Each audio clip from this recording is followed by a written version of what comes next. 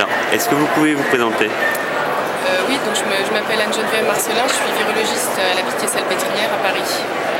Donc en fait, suite à l'avis qui avait été émis par la Commission suisse fédérale sur le VIH, qui disait que les patients qui étaient infectés par le VIH, traités par antirétroviraux et avec une charge virale indétectable à moins de 40 depuis au moins 6 mois et qui n'avaient pas de maladie sexuellement transmissible en dehors du VIH, ne transmettaient pas le VIH.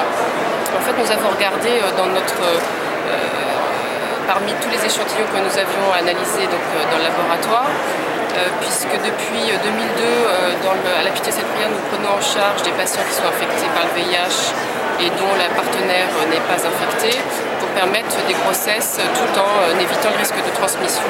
Et donc nous avons mesuré l'ARN du virus du fait des charges virales dans le liquide séminal de ces patients, et nous avons montré que la majorité des patients qui étaient sous traitement efficace n'avaient plus de virus dans le liquide séminal, mais quand même que 5% de ces patients avaient encore du virus de façon intermittente dans le liquide séminal, ce qui pose la question d'un risque résiduel de transmission chez les patients qui correspondent aux critères suisses, c'est-à-dire bien contrôlés, une charge virale indétectable depuis plus de 6 mois sous traitement sans MST associé.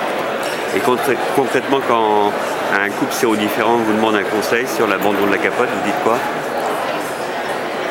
Je dirais que après ça se discute au cas par cas. Si c'est pour un désir de grossesse et que c'est un rapport ciblé une fois, c'est vrai que objectivement le risque est très faible donc ça, je pense qu'avec le médecin, c'est à discuter au cas par cas. Mais après, je pense que s'il y a des expositions répétées, forcément le risque augmente. Et là, on peut pas se prononcer.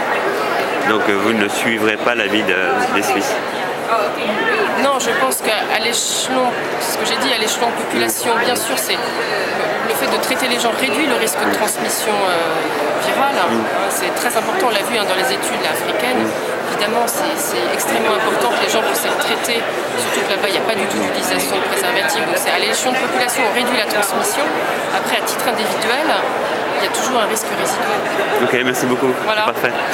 Génial.